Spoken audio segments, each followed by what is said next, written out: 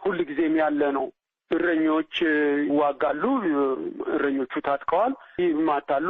ዛሬ አንድ ነገ ደግሞ ከዛ ሁለት እንደዚህ የሞተ የሚቀጥል ነገር ነው የነበረው። ወዲያው ግን ህዝቡ የሚፈታበት የራሱ አካሄድ አለው። ህዝቡ አልተጣላም። እረኛው የሚጋጭበት እንደዚሁም አልፎ አልፎ በጥጋብ ዘመን ጎረምሶች በትራዲሽን ላይ ተመስርተው የሚያደርጉት ግጭቶች አሉ። የከብት ዘረፋዎች አሉ። አንዱ አንዱን ይዘርፋል።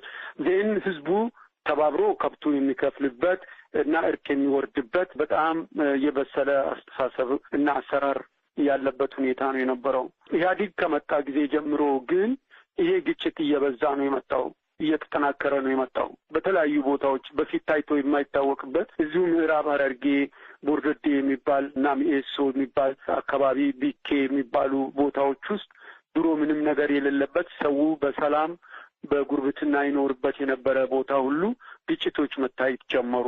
በተለይ ግጭቶቹ እየተጠናከሩ የመጡት ልዩ ፖሊስ የሚባለው ከተፈጠረ በኋላ ነው። በኦጋዴን ክልል ኦኤንኤልኤፍን ለመምታት ብሎ መንግስት ያደራጀው ልዩ ፖሊስ ነው። ልዩ ፖሊስ የሶማሌ ክልል ብቻ አይደለም። የልዩ ፖሊስ ከመከላከያ ተመልምለው ወደ ፖሊስ ዩኒፎርም የገቡ ሰዎች ናቸው። በኋላ ላይ ሶማሌዎችን ቁጥር እያበዙም አምጥቷል። መጀመሪያ ግን አልነበረም። መከላከያም ራሱ አለበት። መከላከያው ራሱ ነው ልዩ ፖሊስ የሆነው። በካውንተር ኢንሰርጀንሲ ቴክኒክ ሰልጥኖ ያሉ ናቸው እና እነዚህ ሰዎች መጀመሪያ ኦኤንኤልኤፍን መቱ። ቀጥሎ ይሄ ኃይል ሌላ ስራ የለውም እና ለምንድን ነው የማንጠቀመው? መጀመሪያ ላይ ኦነግ እዛ አካባቢ አለ ተብሎ በዚህ በመዩ ሙሉቄ እና በጎላ ኦዳ የሚባሉ ምስራቅ ሐረርጌ ቆላማ ወደ ዋቤ ወንዝ የሚጠጉ አካባቢዎች ላይ ኢንክሮች ያደርጋሉ። ይሄ ከ2007 2008 ዓመተ ምህረት እንደ ፈረንጅ አቆጣጠር ጀምሮ እንደዚህ አይነት ሁኔታዎች ይታዩ እንደነበረ ነው የማውቀው እና ይሄ ልዩ ፖሊስ ለምንድን ነው ልዩ ፖሊስ የሚያስፈልገው? እኛ ጠብ የለንም ከሶማሌ ክልል ጋር። ህዝቡ አልተጣላም። ህዝቡ የተጋባ ነው። ህዝቡ አብሮ ነው የሚኖረው። የኦሮሞ ህዝብ እስከ ጎዴ ድረስ የሚነግዱ ሰዎች አሉ። የሶማሌ ህዝብ እዚህ ሻሸመኔ ይመጣል፣ አዳማ የሚኖር ህዝብ አለ። ምንድን ነው ይሄ ችግር ብለህ ስትል ምንድን ነው ይሄን የሚያጣላው? ለምንድን ነው የሚጣላው? ህዝቡ አልተጣላም። በስልጣን ላይ ያሉ አካላት ችግር ነው። በስልጣን ላይ ያለው አካል ነው ይህንን ፕሮብሌም ከቁጥጥር ውጭ ያወጣው። በ2004 2005 አካባቢ ከፌዴራል መንግስት የፌዴራል ጉዳዮች ሚኒስቴር ጋር በመሆን ህዝበ ውሳኔ አካሂደናል፣ ሬፈረንደም አካሂደናል። ቀበሌዎች የት እንደሚተዳደሩ ያን ጊዜ እኔ እዛ ነበርኩና ሬፈረንደሙ 99% በሰላማዊ መንገድ ተካሂዶ ሬፈረንደሙ አለቀ። ህዝቡ ውሳኔውን አሳረፈ። ባረፈው ውሳኔ መሰረት የሚያጋጭ ነገር የለም። ህዝቡ የት መተዳደር እንደሚፈልግ ወስኖ በስራ ላይ እየዋለ ነው ያለው። የተወሰኑ ቀበሌዎች በሐረርጌ አካባቢ እንደዚሁም ሚኤሶ ቦርደዴና ሞያሌ ከተማ ደቡብ ቦረና ላይ ሬፈረንደም እንዳይካሄድበት ፌዴራል መንግስት በመወሰኑ እየቀሩ አሉ። ከዚህ በተረፈ ሌላው ጋር ምንም ችግር የለም። ጭናክሰን አካባቢ 3 እና 4 ቀበሌዎች የማይበልጡ ኦሮሚያ ውስጥ የተካለሉ ግን ቀበሌዎቹ ሶማሌ ውስጥ እንስተዳደር ገባናል ያሉ 1 እና 2 ደግሞ ቀበሌዎች በሶማሌ ክልል ውስጥ የተከበቡ ግን ኦሮሚያ መተዳደር እንፈልጋለን ብለው ምርጫ ያሳረፉ ነበሩ። እነዚህን ለማስተዳደር ምቹ አይደለም። ኦሮሚያ ሄዶ ሶማሌ ክልል ውስጥ እነዚህን ቀበሌዎች ለማስተዳደር መሄድ የለበትም። ሶማሌ ክልልም ኦሮሚያ ውስጥ ለማስተዳደር እንደገና ሌላውን ክልል አቋርጦ መጥቶ ማስተዳደር የለበትም ተብሎ ተወስኖ ኦሮሚያ ውስጥ ያሉት ሶማሌ ቀበሌዎች በኦሮሚያ ስር ይተዳደሩ፣ መብታቸው ይጠበቅ፣ በቋንቋቸው መማር ከፈለጉ በቋንቋቸው እንዲማሩ እንዲዳኙ ይደረግ። ሌላውን ግብር አከፋፈል ሁሉ ነገር እንደዚሁ እንደ ኦሮሞ ቀበሌዎች ይሁን። ሶማሌ ክልል ውስጥ የተካለሉ ውስን ቀበሌዎች 1 2 ቀበሌ 3 ቀበሌ ቢሆኑ ነው አላስታውስም አሁን በትክክል። ስለዚህ አይነት ፍትሐዊ የሆነ ውሳኔ ተወስኖ ቃለ ጉባኤ ተጽፎ ተፈርሞ ይሄ አቅጣጫ ተቀምጦ ፌዴራል ጉዳዮች ሚኒስቴር ውስጥም ገብቶ ፌዴራል ጉዳዮች አወያይ ሆኖ አቶ አባይ ፀሐዬ የነበረበት ነው ያን ጊዜ ማለት ነው። ፌዴራል ጉዳዮች ሚኒስቴርን የሚመራው እሱና አቶ መላኩ ፋንታ አሁን እስር ቤት ያሉ ሰው ናቸው። እነሱ ናቸው የሚመሩት የነበረውና ይሄ ፌር በሆነ መንገድ ተፈቷል። አሁን ለምንድን ነው 1 ሚሊዮን ሰው የተፈናቀለው? ለምንድነው ሰው ከጎዴ የተፈናቀለው? ለምንድነው ሰው ከጅጅጋ የተፈናቀለው የሚለው መንግስት ራሱ መመለስ አለበት። አቶ ካሳሁን 1 ሚሊዮን ሰው ሀመሬሳ ላይ ሰፍሮ ክቡር አቶ ደመቀ ሄደው ማየታቸውን በሚዲያ አይቻለሁ። ጠቅላይ ሚኒስትሩ ሄደው አላዩም። ፌዴራል መንግስት ቪዚብል የሆነ ነገር ሄዶ አደረገም። ውስጥ የገንዘብ ድጋፍ ምናምን ሊያደርጉ ይችሉ ይሆናል። ማላቀውን ነገር መናገር አልችልም። ግን ቪዚብል የሆነ ሲምቦሊክ የሆነ ሙቭመንት አላደረጉም። ወንጀለኞች አልተያዙም። ለምንድነው ወንጀለኛ ያልተያዘው እስከዛሬ 1 ሚሊዮን ሰው ተፈናቅሎ ብለን ስንጠይቅ የችግሩ አካል የመንግስት አካላት ናቸው። በተለይ መከላከያው ከችግሩ የሚያመልጥ አይመስለኝም በእኔ ግምት። የመከላከያ ጉዳይ ከተነሳ ቀደም ሲልም ሕገ መንግስቱን የማያከብሩ የደህንነቱና የሰራዊቱ አመራር አባላት እንዳሉ ጠቁመዋል።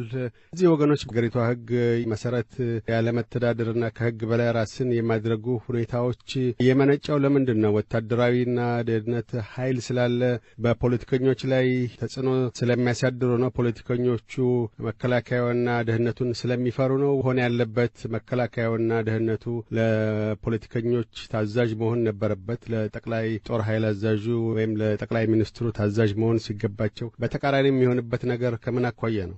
እንግዲህ ሁለቱም ነው። ታዛዥ ያለመሆንም ሊኖር ይችላል። ሁለተኛ ደግሞ በሌላኛው ወገንም ፖለቲከኛውም እነዚህን ሰዎች የመፍራት ሁኔታም ሊኖር ይችላል። ሁለቱም አሉ። ሁለቱም ተመጋግበው ነው በኢህአዴግ ኢትዮጵያ እየሄደ ያለው። መከላከያው ይፈራል። መከላከያው ጉልበት አለው። መከላከያው እኔ ሕገ መንግስቱን አስጠብቃለሁ ይላል እንጂ ጣልቃ ይገባል። በግልጽ ነው ጣልቃ የሚገባው መከላከያው። በክልል ውስጥ እንደፈለገው ጣልቃ ገብቶ ይሄ መሆን አለበትም ይሄ መሆን አለበት ይላል። በጉልበት እኮ ነው መጀመሪያም ክልል ራሳችንን እኛንን ሲቪል የምንጠየቀው እንጂ እናንተ አይደላችሁም፣ እናንተ ወደ ካምፓችሁ ግቡ፣ ለጠቅላይ ሚኒስትሩ ደብዳቤ ጽፈን እኛ ካልጠየቅን ክልል ውስጥ ገብታችሁ ልትንቀሳቀሱ አትችሉም ብለን የታገልነው በግልጽ ነው ያለው። አዲሱ ጠቅላይ ሚኒስትር አብይ አህመድ ብዙ ግፊት ካለባቸው ነገሮች ውስጥ እየተነሱ ያሉት ህዝብ አስተያየቶች፣ ጥያቄዎች አንዱ በተለይ መጀመሪያ ትኩረታቸው ሊሆን የሚገባው የመከላከያ ሰራዊቱን አሁን እርሶ ቅድም እንዳነሱት ስልጣን ደረጃ ወይም እርከኖች በውል ማስተካከል አለባቸው። ሙሉ ታዛዥም እንዲሆኑ ለጦር ኃይሎች ጠቅላይ አዛዡ ያንን አይነት ለውጥ ማካሄድ ይገባቸዋል የሚል አለ። በእርግጥ በደህንነቱ በኩል ብዙም ለውጥ ላይመጡ እንደማይችሉ ከሆዱ እየተገመተ ነው። ሆኖም ከደህንነቱ የሚመጣው ባላቸው ስራ አስፈጻሚ ስልጣን ተግባር ላይ እንዳይውል ማድረግ ይችላሉ፣ ግን ሙሉ በሙሉ ተጽዕኖ ማሳደር አይችሉም የሚል ግምቶች ይሰነዘራሉ። የሰራዊቱን መዋቅር ግን እዛ ላይ ለውጥ ማድረግ አለባቸው ተብሎ ከወዲሁ ምክሮችም እየተለገሱ ይገኛሉ። የህዝብም አደባባይ አስተያየቶች ይሰማሉ። በእርግጥ ይህንን ማድረግ ይችላሉ ብሎ ያስባሉ?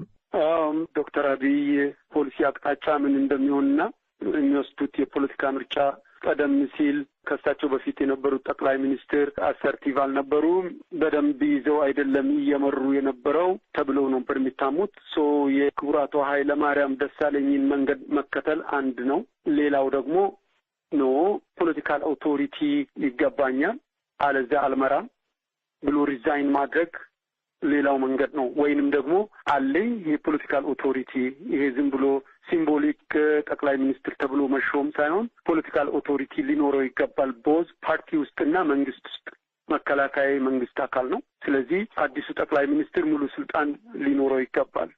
ሙሉ ስልጣን ካለው አዛዡ እሱ ነው። የሚሊተሪ ዶክትሪኑ ራሱ መቃየር መቻል አለበት። አስፈላጊ ሆኖ ካገኘው አዲሱ ጠቅላይ ሚኒስትር ቱ ዛት ኤክስቴንት መሄድ መቻል አለበት። ሀገሪቱ የምትመራበት የጦር ዶክትሪን አላት። እሱ ራሱን እስከ መቀየር መሄድ መቻል አለበት። የውጭ ጉዳይና የደህንነት ፖሊሲ፣ እነዚህን የመሳሰሉ ነገሮች ሁሉ እንደገና መጤን ያለባቸው ናቸው። አዲሱ ጠቅላይ ሚኒስትር እነዚህን ለማድረግ የራሱ ምርጫዎች አሳርፎ በእነዚህ ምርጫዎች መሰረት እርምጃ ለመውሰድ የሚችል ከሆነ ብዙ ርቀት፣ ብዙ መንገድ፣ ብዙ ችግሮችንም መፍታት የሚችል ይሆናል። እነዚህን የማያደርግ ከሆነ ግን ብዙ ችግሮች ያጋጥማሉ እና ችግሮቹ የግለሰቦችና የመንግስት አካላት ችግር ብቻ ሳይሆኑ የህዝብ ችግሮች ይሆናሉ። ኢትዮጵያን የመሰረተው መንግስት ችግር እስከ ዛሬ ዘልቆ ከኛ ጋር ነው ያለው። እንደሚታወቀው የብሔር ፌዴራሊዝም ባለበት ሀገር ውስጥ የብሔር ስብጥሮች የጉዳይ ዋና ትኩረት የሚስብ ነው። በፖለቲካ ውስጥ አሁን ሀገሪቱ ፕሬዚዳንትና የሀገሪቱ ጠቅላይ ሚኒስትር ሁለቱም ከኦሮሞ ነገድ የወጡ ናቸው። ይህ ምን ማለት ነው? ለኦሮሞ ሕዝብ የተነሱ ጥያቄዎችን መልሳል ወይስ በሌላው ኢትዮጵያ ሕዝብ ጥያቄ እስካልተመለሰ ድረስ ከዛ ነገድ የወጡ ሰዎች ብቻ እዛ ወንበራቸው ላይ መቀመጡ ምንም ፋይዳ የለውም ብለውም የሚሉ ሌሎች አንጋፋ የኦሮሞ መሪዎች አሉ። ከሌላውም እርስዎ ይህንን እንዴት አዩታል? ፖለቲካዊ እንድምታው ምን ይሆናል? የመጀመሪያው የፕሬዚዳንቱ ቦታ ሲምቦሊክ ነው እንጂ የስልጣን ነው ብሎ ለማለት የሚያስደፍር አይደለም። ስለዚህ እሱን መቁጠር አያስፈልግም። ማንኛውም ሰው ሊሆን ይችላል፣ ከማንኛውም ብሔር ብሔረሰብ መሆን ይችላል። በፊቱንም ኦሮሞን ለመሸንገል ከዶክተር ነጋሶ ጊዜ ጀምሮ የተፈጠረ ነው እና እስካሁን ድረስ የኦሮሞ ሰዎች ክቡር አቶ ግርማ ወልደ ጊዮርጊስ፣ አሁን ደግሞ ክቡር ዶክተር ሙላቱ ተቀምጠዋል። ግን ምንም እዛ የሚሰራ ስራ የለም። ሲግኒፊካንት አይደለም። በሕገ መንግስቱም የተሰጠው ኃላፊነት ሊቆጠር የሚችል ግምት ውስጥ ሚዛን ላይ ሊገባ የሚችል ስራ አይደለም። ሁለተኛው ይሄ የኤግዜክቲቭ ነው። መንግስት የሚባለው ኢትዮጵያ ውስጥ ሶስቱ አካላት ስብጥርን ብናይ የአፈ ጉባኤ ወይም የፓርላማው፣ እንደዚሁም ደግሞ የህግ መፍቻው ማለት የጁዲሸሪው የፍትህ አካላት የምንላቸው እዚህ ሶስቱ ሁኔታዎች እንደሆኑ ይታወቃል። ኢትዮጵያ ውስጥ ግን 90% የሚይዘው ኤግዜክቲቭ ነው። ፓርላማው እጅግ በጣም ደካማ ነው። ፍርድ ቤቶች እጅግ በጣም ደካሞች ናቸው። ለራሳቸው ህልውና ለመኖር የሚሰሩ ናቸው። ፍርድ ቤቶች ኢትዮጵያ ውስጥ ነጻ አይደሉም። ለሀገሪቱ ችግር አንዱ ማነቆ የሆነው አንዱ የፖሊሲ ኤሪያ ይሄ ነው። መንግስት የሚባለው አሁን 80-90% ስልጣን የያዘው እና በተግባር ማለት ነው ሕገ መንግስትም ከተሰጠውም በላይ አክት አድርጎ ቪዚብል ሆኖ የሚታየው አስፈጻሚው አካል የሚባለው ነው፣ ኤግዜክቲቭ ነው። ይሄ ስልጣን ራሱ መስተካከል መቻል አለበት። በሶስቱ አካላት መካከል ያለው አንዱ ይሄ ነው። ሁለተኛው የኦሮሞ ህዝብ ጥያቄ ዶክተር አብይ ጠቅላይ ሚኒስትር ስለሆኑ ይፈታል ወይ የሚለው አነጋጋሪ ነው። ብዙ ሰዎች እንደሚሉት የኦሮሞ ህዝብ ጥያቄ የሚፈታው በኦሮሞ ህዝብ ትግል ነው። በህዝቡ ውስጥ ያለውን ትግል የመመለስና መፍትሄ የመስጠት ግዴታ ደግሞ የገዢው መደብ ነው። ይሄንን መፍትሄ የሚሰጥ ከሆነ ችግር የለም፣ ስለዚህ ሰላም ይመጣል። መፍትሄ የማይሰጥ ከሆነ ግጭትን እየወለደ ይሄዳል። አንዱ ግጭትን የሚያቆመው ተቃዋሚ ወገኖች በሙሉ ያለምንም ቅድመ ሁኔታ ሕገ መንግስቱን ካልተቀበላችሁ፣ እንደዚህ ካላደረጋችሁ ተብሎ የሚደረደረው ነገር ዋጋ የለውም። ተደርድሮ ይሄ ምክንያት ይሄ ሰበብ አስባብ ተደርድሮ 25 26 27 ዓመት ሞላን። ይኸው ይህንን ነገር ትተን ሰዎቹ ይግቡ፣ ሁሉም ይግባ። ይሄ አንዱ መሰረታዊ ለውጥ ሊመጣበት የሚገባ ነው እና የኦሮሞ ህዝብ ትግል ከዚህ አንጻር ነው የሚታየው እና ተቃዋሚዎቹ ይግቡ፣ እነ ኦነግ ይግቡ። ምንድነው ኦነግ የሚያደርገው? ኦነግ ስንት ታጣቂ ያለው ያውቃል እኮ ኢህአዴግ። ኦነግ ብዙ ታጣቂ እንደሌለውና ብዙ አቅም እንደሌለው፣ በኦነግ ስም ግን ህዝቡ በሙሉ ነው የሚጠረጠሩ። ነጋዴው ይጠረጠራል፣ አርሶ አደር ይጠረጠራል፣ ምሁር ይጠረጠራል፣ መንግስት አካላት ሚኒስትር ሁሉ ይጠረጠራል። በኦነግ ስም አላፊ አግዳሚው ይገረፋል፣ ይሰቀላል፣ ይታሻል። 20 ዓመት በእስር ቤት የሞቱና ያሉ በህይወት አይታወቅም። አፈና ነው ያለው። ኦነግ ፊዚካሊ ማድረግ ከማይችለው በላይ በኦነግ ስም የኦሮሞ ህዝብ መውጣትና መግባት አቃተው በገዛ ሀገሩ በገዛ ምድሩ። እና እንዴት ነው ኢህአዴግና ደርግ ልዩነት የሚኖራቸው? ምንድነው ልዩነቱ እዚህ ጋር? እስከ መቼ ነው እነዚህ ሰዎች በስደት እየኖሩ ቪሽየስ ሳይክል ኦፍ ቫዮለንስ ያለመረጋጋቱ ሊቀጥል የሚችለው? እስከ መቼ ድረስ ነው? በፊት ኦነግ ብቻ ነበረ የወጣው። ከምርጫ 2005 በኋላ ግንቦት 7 ወጣ። ሴንትራሊስት ይባል የነበረ ፓርቲ ወጣ። ነገ ደግሞ ሌላ ፓርቲ ይወጣል። እስከ መቼ ነው እንደዚህ የምንሄደው? በሰላማዊ መንገድ የሚሰሩት እነ ፕሮፌሰር በየነ ጴጥሮስ ምን አይነት ስፔስ ነው ያላቸው? እነ ዶክተር መረራ እነ አቶ በቀለ ገረባ ምን አይነት ስፔስ ውስጥ ነው ያሉት? ምን አይነት ፖለቲካል ስፔስ ነው ሬስፔክት ነው ያላቸው? ተጠርጥረው ቤታቸው ተከችፈው ነው ያሉት። የሀገሪቱ ችግር የኦሮሞን ችግር ስናነሳ ተጨባጭ ችግር ነው። ይሄ ተጨባጭ ችግር መፈታት አለበት። ለኦሮሞ ህዝብ ብቻ አይደለም እየተናገርኩ ያለው፣ በመላ ሀገሪቱ ችግር አለ። ይሄን ችግር ረጋ ብሎ ማየትና መፍታት ያስፈልጋልና ይሄን እንግዲህ አዲሱ ጠቅላይ ሚኒስትር ብቻቸውን አዲስ ነገር ከሰማይ ያመጣሉ የሚል እምነት የለኝም።